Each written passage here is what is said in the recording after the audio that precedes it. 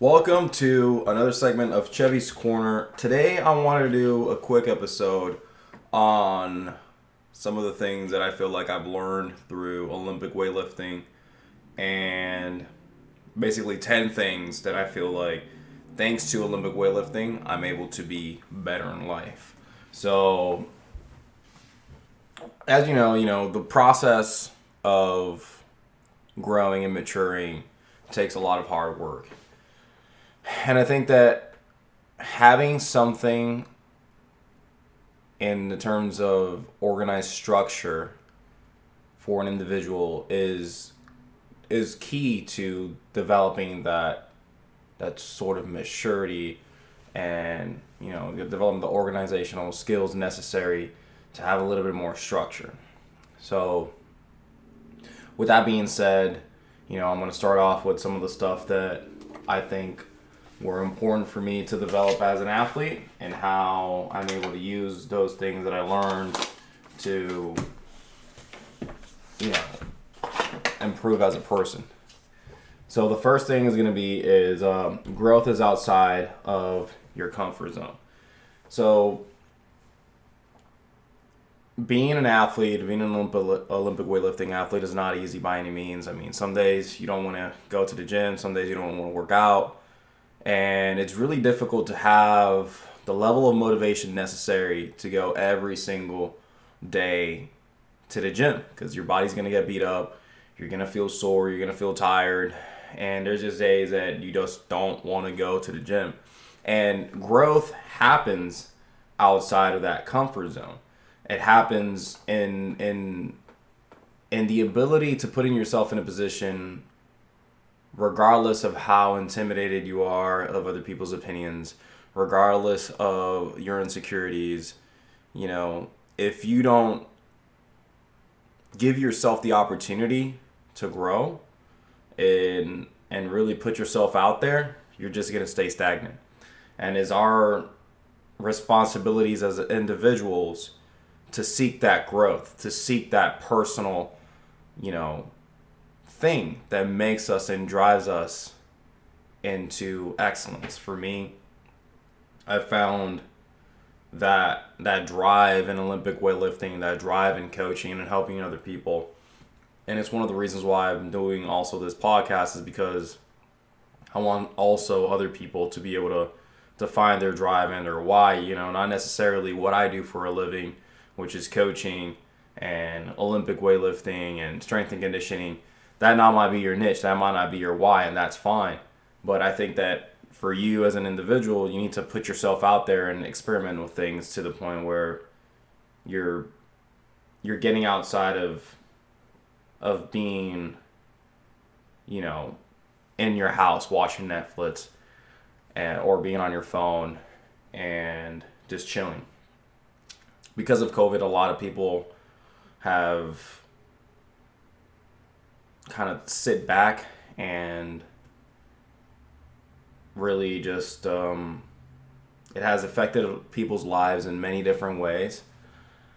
And when you sit back and you watch things unfold before your eyes, it just creates a lot of insecurity, a lot of fear. COVID has created a lot of fear and a lot of insecurity in people's lives. And I'm not going to get political and in the whole COVID thing in any way. I'm not going to tell you, get the vaccine, don't get the vaccine. I'm not going to say anything in terms of that. I got the vaccine because, it's important for me to be out in the world. And it's important to me to work with clients, to work with, to be surrounded by, kids when I'm coaching them. And surrounded by individuals at the gym, and I'm constantly surrounded by other athletes. I'm traveling the world. I'm going to Puerto Rico to visit my family. So being vaccinated is a big thing for me. And that's just my own personal opinion. That in itself is part of the comfort zone.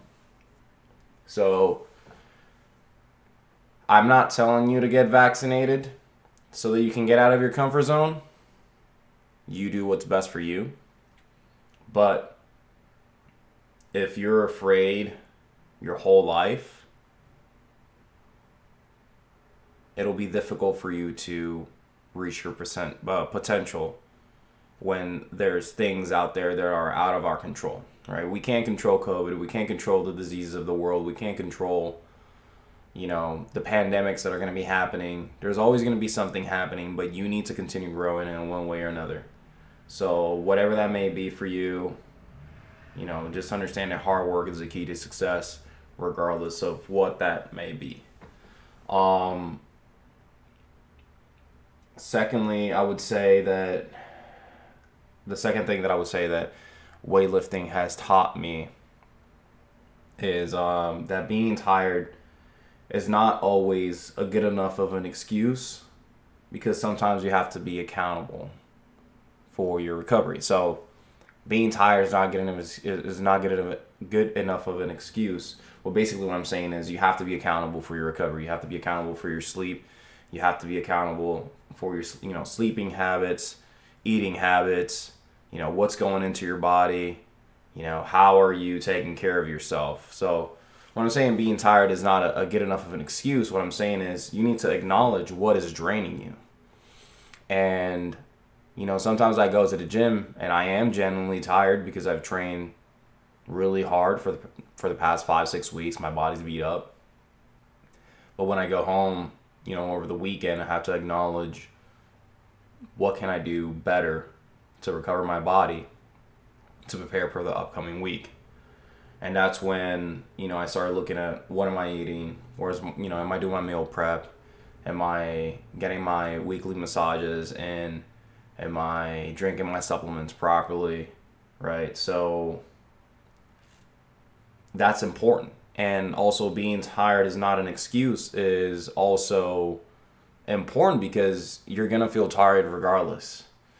You're going to feel tired when you wake up. And if you just use being tired as an excuse, when you've been training 5-6 days a week and you wake up, you're tired and you don't want to wake up and you're just like, I'm tired, I'm just going to sleep an extra 5-10 minutes. That extra 5-10 minutes that you're sleeping in, you could be using to prepare better for the day.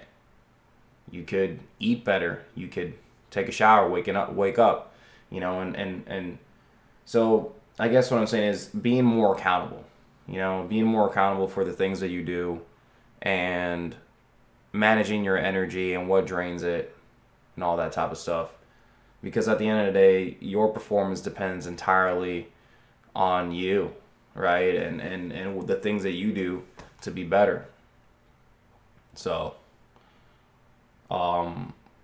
that another thing is the third thing that I would say that Olympic weightlifting has taught me and has helped me with is you have to create a relationship with pain. And creating a relationship with pain is understanding what causes pain, where the pain is coming from, what is causing it, where is located, what is causing it, and how to fix it. And that's how you create a relationship with it. You have to understand it, understand where it's coming from, and develop a relationship with it to the point where you can address it in a way that fixes it. So when you're training in Olympic weightlifting for hypertrophy, there's going to be pain. Pain is going to be there. So having that relationship and understanding, all right, in training also manifests itself to other areas of life. Having pain, there's going to be pains. There's going to be pain in your life when you are dealing with relationships with your family or with, an intimate partner or whatever. You're going to have pain in your job when you get fired or when you don't get the promotion that you're looking for, with your family, when you lose a loved one or when something terrible happens in your family, stuff like that. Life is full of pain. Pain is a part of life. So you have to develop a relationship with that in a sense of understanding that there's a separation between the things that you can control and you can't control. And pain is one of those things, like, sometimes you can't control where the pain is coming from. But then there's things that you can do, you know. When you have pain in your body, you stretch. Again, you do your massages, you drink better supplements, um, do your yoga, sleep better, get better sleep. Um, all these rehab and all these type of things that you need to do to take better care of your body. Um, Same with everything else in life, right? So if you are having problems in your relationships, then look for a mentor. Go do therapy. If you're having pain in problems in your job, um, try to fix your attitude. Maybe it's something in your attitude. You're rubbing people the wrong way. Maybe you're have an ego problem, and having a big ego can cause a lot of problems with other people because it just does. You have to be able to be humble and learn and all that good stuff, and that's part of another point as well. Problems with family. Those things are going to happen. Sometimes we can't do anything about it. Just accept and create a relationship with that pain that you're suffering through that loss, so that you can learn to let go. And there's pain in our life that helps us grow. There's pain in our life, through, like, for example, muscular pain, when we feel pain when we're training. There's pain in our life that doesn't help us grow, and we need to let it go. And that is, the type of pain that we feel when our ego is affected through our relationship stuff, through our work stuff, through this and through that, right? So we all have priorities. We all have things that we want to do in our life. And when those things aren't met, our expectations aren't met, pain sinks in as well. So, just overall, develop a relationship with pain. Understand it. Understand where it's coming from. Figure out what you can do to grow or move on from that pain. And don't allow pain to control your life. Develop a relationship with pain so that you can be in control of it. Number 4, you have to put yourself as a priority. And sometimes in Olympic weightlifting, for me, I've prioritized other people's needs. And, I'm constantly trying to make everyone happy sometimes. And I forget about myself. And another aspect where that can be applied is you can't expect people to want the best for you as much as you want the best for you. So you need to be your number one fan. You need to be accountable for the success that you want for yourself. And you need to understand that you need to be working on your weaknesses, focusing on your goals and your ambitions.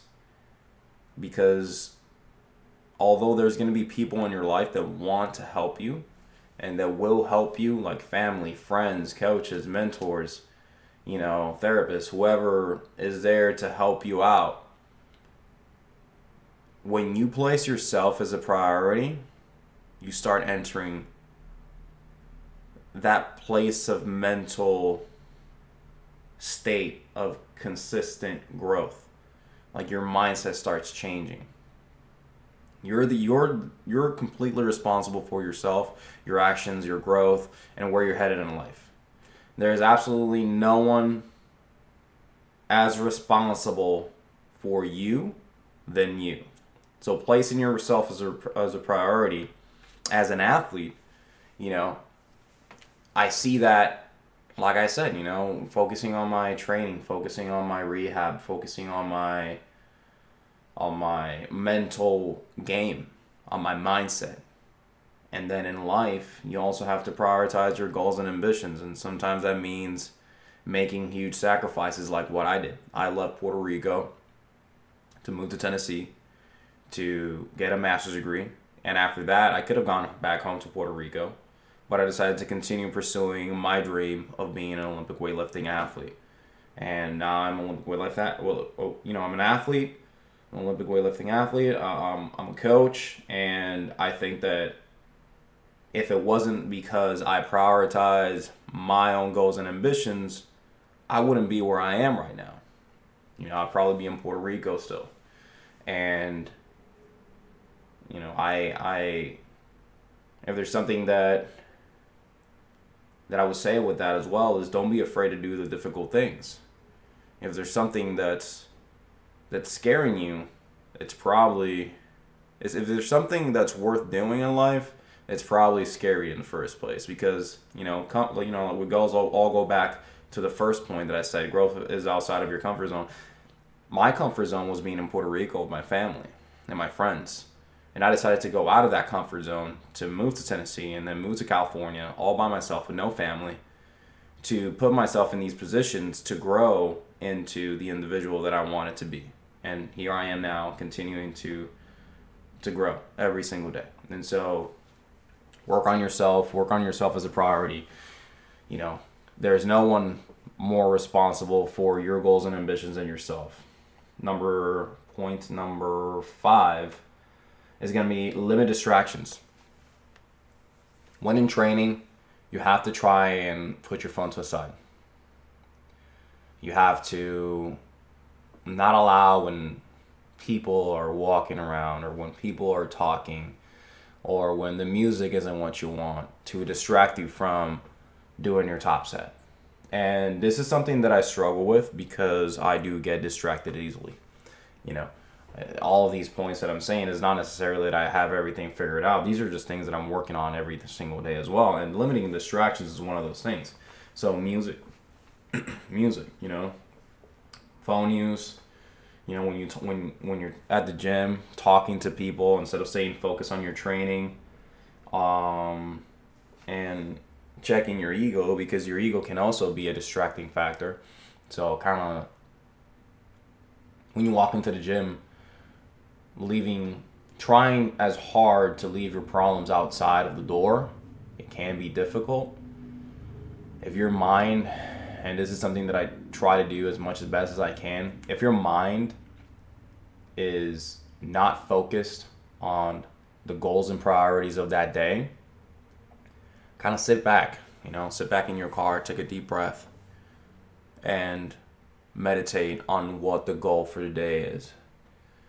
Think about, what you want to prioritize that day during the training. Maybe technique, maybe a specific number, maybe this or that. And try to alleviate the distractions, that pull you away from that goal. So that transferring it to day-to-day life, phone use is an extreme problem within our society. And social media is a great way to keep you distracted from your own personal growth. Taking the time out of the day to read a book on a subject that interests you is of extreme benefit for anyone. I, over the past couple of years, have been dedicating a lot of time to reading and trying to focus more on my mindset, because with the proper mindset, you can achieve great things. If you don't have the right mindset, you're going to sink. And there's not going to be a lot of people that are willing to pull you out of dark places. And you need to be able to pull yourself out of those dark places, because sometimes those dark places are in your head. And sometimes the mind, if it's not tamed, can become a monster that can tame you. And so having just so many distractions pull us in different directions, like your phone, your family, your relationships, your work, if you have kids, there's all these different things that are pulling you in different directions. If you don't prioritize the things that are important to you and the things that you should be working on, your goals, your ambitions, the thing that makes you feel alive, you're going to have a problem, because you're going to be consistently putting things to a side, procrastinating. And so you need to find out what that is for you. For me, it's my phone. I know that it's an issue. It used to be my Xbox. I used to play a lot of video games, and recently I've been doing a lot better job of basically putting my Xbox aside, and I don't really watch TV that much anyway, so I'm not really distracted in that sense. But I can be distracted through my phone and social media. So do that. Stay focused. Limit distractions. Prioritize your goals, and learn to leave your ego outside the door whenever you're going to work, whenever you're going to, spend time with your family. Control your ego, allow yourself to take a deep breath and just relax. Because life is hard for everyone. And just because you're dealing with problems doesn't mean that people need to go out of their comfort zone or stop focusing on what they're focusing on to attend your needs. You're a grown individual. You need to start focusing on what you need to do to just be good. And that's it on that. So on point 6, stay calm, breathe. And I just I included that onto the limit distraction because I wanted to talk about the ego. Stay calm, breathe. But that's point 6. Stay calm, breathe applies for so many things in life. But primarily the reason that I thought about it was because of weightlifting, right? You need to, when you're about to set up for a lift, if you're not calm and focused on your technique and focused on the movement pattern that you need to do, and your head is just distracted by all these thoughts, you're not going to execute the movement with the efficient technique necessary to complete it. So, I have a lot of respect for the people that like to hype themselves up for a lift and get real riled up, and that's fine because you need to get riled up sometimes for heavy attempts, but sometimes it's necessary to just stay calm and breathe. When you stand up from a heavy clean attempt and you're feeling like you're getting a little dizzy or you're about to pass out, getting riled up in that moment might not be the best option. The best option might just be literally just stay calm, breathe, get composed, feel, calm, relax, and then go for the jerk. And I think that for a lot of things in life, that would apply really well to handling anger, handling difficult situations like, again, relationship problems, job problems, family problems, managing your ego. Sometimes just sitting back and taking a deep breath is more important than taking action. Because taking action when you're not calm and collected can lead to disaster. Learning to control your temper, learning to control yourself, and learning to just breathe sometimes before talking, before doing anything, before making an action, before making a decision, when you're all riled up with emotions and feelings of frustration and fear. And these are things that you can feel in weightlifting. You're angry, you're frustrated because your workout isn't going well. You're afraid that you're going to keep missing. Stay calm, breathe, think, meditate, reflect on what the intention of what you're trying to do is.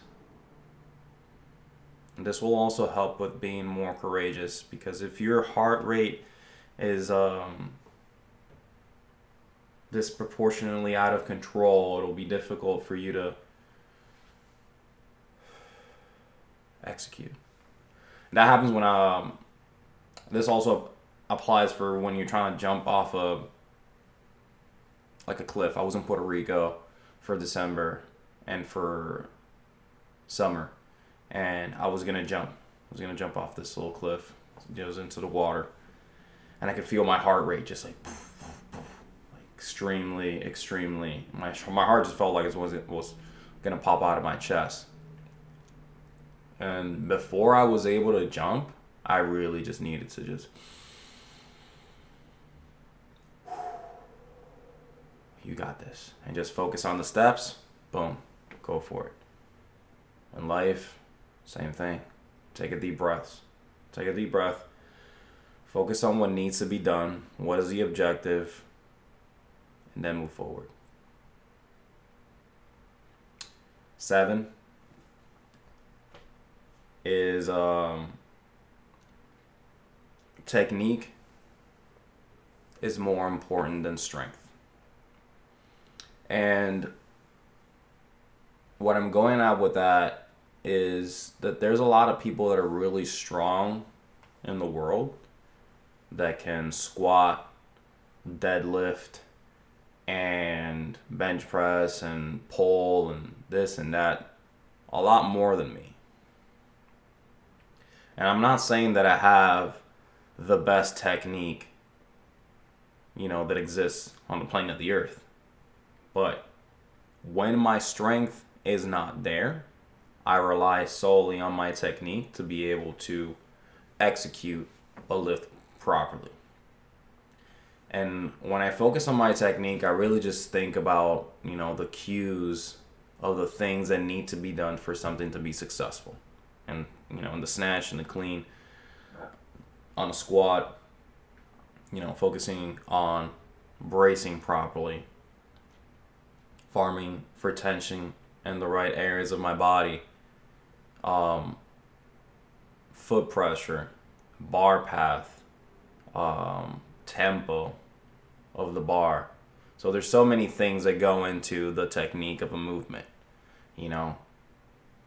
Tension through my latch, keeping my arms long, shoulders back, big chest, tight core, et cetera, et cetera. When I'm setting up for a lift, I'm just going through the process in my head. Like when my strength isn't there, I'm just thinking I need to do this more efficiently. In life, when things aren't going well, we need to step back, and instead of focusing on being overly aggressive to achieve something, think about the process that needs to be gone through for that to be achieved. For a successful snatch to be achieved, or for a successful clean and jerk to be achieved, there's so much that needs to go along the process for that successful lift to happen. The bar needs to move at a certain speed, tempo, yada yada, right? I'm not going to go into specifics of Olympic weightlifting, more as in there's a process in everything in life. That is the technique that needs to be applied to achieve success. Just because you know how to reach something or a goal faster doesn't mean that what I'm trying to say is don't skip the necessary steps to achieve certain things. Technique is more important than strength when the strength isn't there. So focus on the process, focus on the process, focus on the process. You're going to get strong along the way. And focus on how you do things. When you do things, do them to the best of your ability. Don't half-ass shit. When you're going to do something, give it your 100%. Focus on the good movement. So focus on, instead of thinking so much about what people think, focus on what you're doing. Instead of focusing on the opinion or the perspective of an individual, focus on the process that you're going through as an individual to reach that destination. Point number 8 is going to be patient with yourself, but don't stop progressing. And this one's a solid one that goes all the way back to when you're a little kid and you would think about, the story of the rabbit that raced the turtle. And that is the story that I always think about. Slow and steady wins a race. Sitting back and relaxing on your comfort zone, like the rabbit did, just because he has the ability to run faster than the turtle, doesn't necessarily mean that you're going to win the race. It's the turtle that, regardless of the speed of its journey, but its ability to continue moving forward, that allowed the turtle in that story to beat the rabbit. Why? Because the rabbit went back to its comfort zone, and this all ties in together to everything that I'm talking about. If you're in your comfort zone, you're not going to reach success. So growth is outside of your comfort zone. Working hard leads to success. And being patient with yourself understands that along the process, you're going to suffer. There's going to be pain.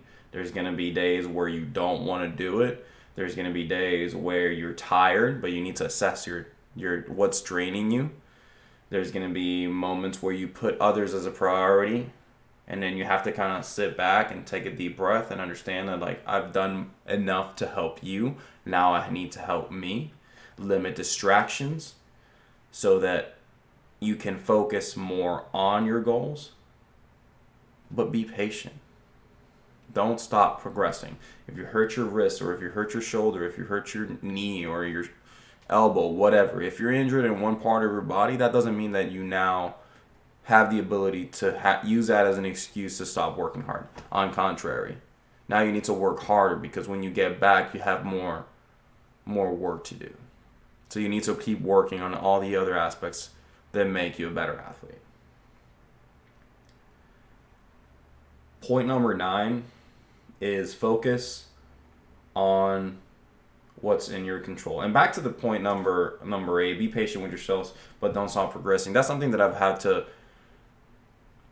adapt myself for my own training as well, because I need to understand sometimes, some days I'm going to be able to snatch really well and clean and jerk really well, and then the next day my body feels absolutely destroyed.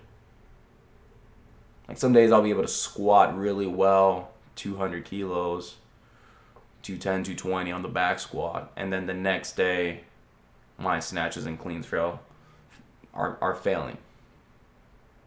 So being patient with myself is part of that. And then point number 9, focus on what's in your control. Right? That applies really well to what I'm saying, because on the previous point, because when you're patient with yourself, you also focus on what's in your control, right? You focus on your technique, that's why we have coaches for. The coaches are constantly helping us to improve our movement pattern. But the other things that are in your control is your work ethic, showing up, and your attitude, as well as your ego. And what's in your control are mainly coming from your mindset. If you have the right mindset to come into the gym or go out about life and working on your technique, which is the process of how you do things and making sure that you do things the right way every time, then you will be successful. If I just come into the gym and I want to do snatches, I'm not focusing on my technique, 9 out of 10 snatches are going to be terrible. And there might be just one that actually looked good, even though my technique was extremely bad. Work ethic is the ability to, regardless of how you're feeling, regardless of all these external factors that we've contributed so far, you're still coming in and putting in the work, showing up. And your attitude.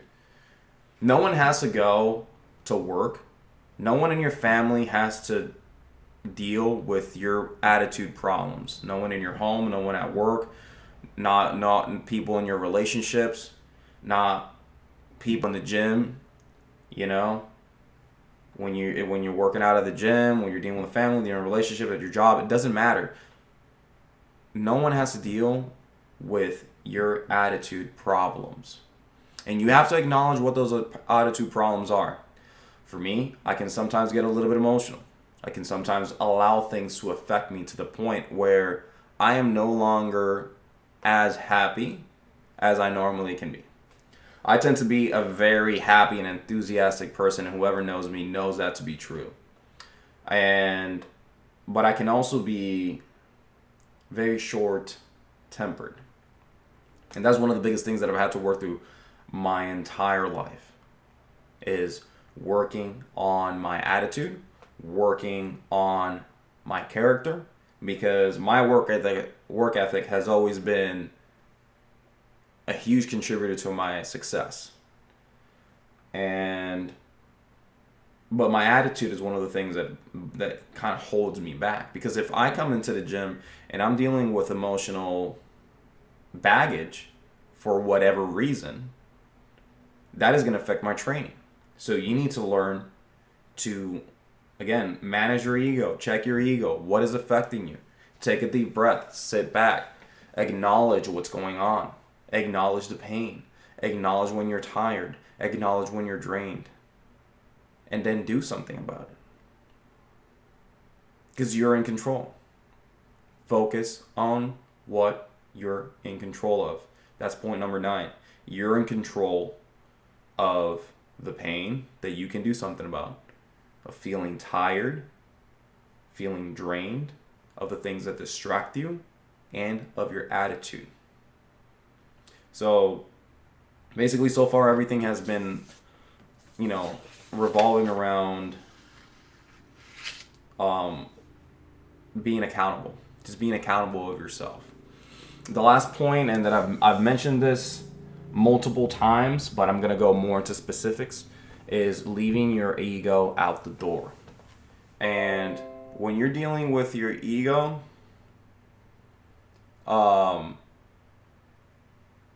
then you want to check it and leave it out the door. You want to make sure that when you're doing that, you're not suppressing the part of you that wants to grow. Be aware of that. Because a lot of people want to say like, oh, he's got a big ego. He thinks he's all that. The biggest benefit that I see about ego and how it can be a negative thing is you need to be confident in your ability to perform under pressure. And life is pressure. And so you need to be confident that you can perform well. You need to be confident that when you come in to work, spend time with your family, spend time in relationships, or to train, you need to be confident in yourself, in your ability to control your attitude, to manifest positivity to others, and to control difficult situations. But what that also comes into play is learning to be humble. And being humble when you're a confident individual can seem conflictive, but it's not.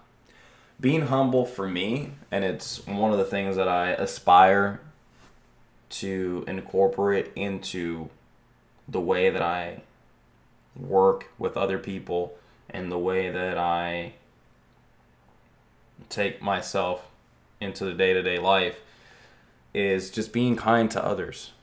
Just because you know something about a subject, just because you know about Olympic weightlifting, or you know about coaching or this or that, that doesn't give you the right to give, for example, unsolicited opinions.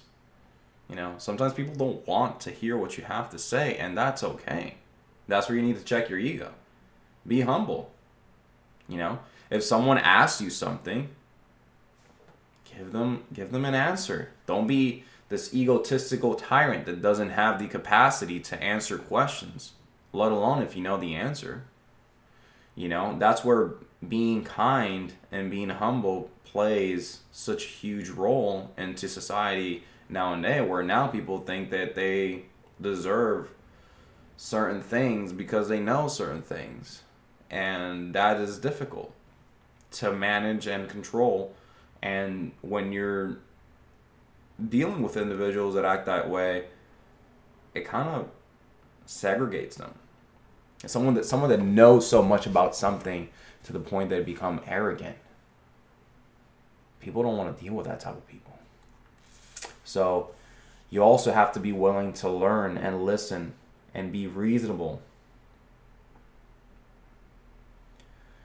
Being unreasonable, not being willing to learn, thinking you know it all, and not listening to others' points of view so at least you can understand where other people are coming from, makes your ego very hard to deal with. Ego is only useful when you're confident in yourself, but checking your ego means to be able to recognize that we don't know everything, having the ability to learn and listen to others, being kind, be willing to help, and just generally be humble. You know, being humble means don't push, you know, your attitude or your knowledge onto someone that doesn't want it. And if they don't want to receive it, then don't give it to them, you know. And don't treat others with disrespect, regardless of if you think that they're wrong or right. Just leave your ego out the door. Learn to treat people right. If your mind isn't right, you won't be able to do as well. So work on your mindset. Work on the things that make you better. You're accountable for your behavior. Take a step back, take a deep breath, acknowledge what you're under control of, limit your distractions, put yourself as a priority, focus on the things that you can do something about, which is, you know, your pain, your being tired, technique, showing up, your attitude, your work ethic, and understand that if you truly want to grow in life, you have to go out. You have to go out there. You have to put yourself out there into the universe and just keep trying. And don't give up. Thank you for listening to my 10 things that I've learned from Olympic weightlifting and that I've applied to my life. If you have anything that you've learned through your sport or your experiences that you'd like to share, comment it on below.